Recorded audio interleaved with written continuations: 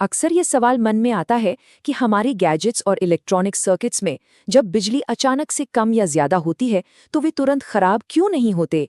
आखिर वो कौन सी जादुई चीज है जो इतने उतार चढ़ाव के बीच भी इलेक्ट्रॉनिक सर्किट के वोल्टेज को बिल्कुल स्थिर रखती है, एकदम परफेक्ट तरीके से।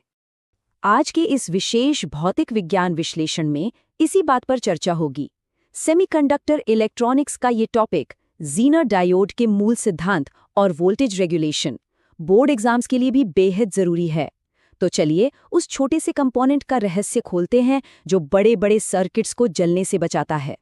इस सत्र का एजेंडा बिल्कुल स्पष्ट है। नंबर 1, ज़ेनर डायोड का परिचय।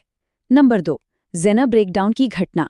नंबर 3, सर्किट में इसके उपयोग। और नंबर 4, परीक्षा में पूरे 5 अंक हासिल करने का तरीका। चलिए आगे बढ़ते हैं। भाग 1, ज़ेनर डायोड का परिचय।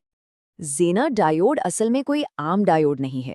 ये एक बहुत ही विशेष प्रकार का सेमीकंडक्टर डायोड है और इसकी सबसे बड़ी खासियत या कहें इसका सुपर पावर ये है कि इसे खास तौर पर रिवर्स बायस यानी विपरीत दिशा में काम करने के लिए ही डिज़ाइन किया गया है। इसका इकलौता मकसद है सर्किट में वोल्टेज को पूरी तरह से स्थिर रखना, चाहे पीछे इनपुट में कितनी भी हलचल क्यों न हो रही हो।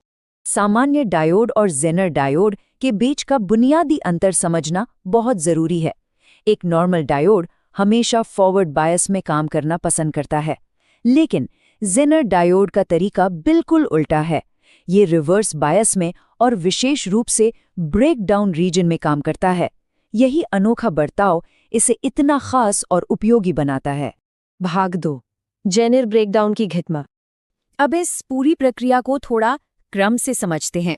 जब सर्किट में रिवर्स वोल्टेज बढ़ने लगता है और एक निश्चित सीमा तक पहुंचता है, जिसे ब्रेकडाउन वोल्टेज कहते हैं, तब डायोड के अंदर एक बहुत ही शक्तिशाली यानी हाई इलेक्ट्रिक फील्ड पैदा होता है।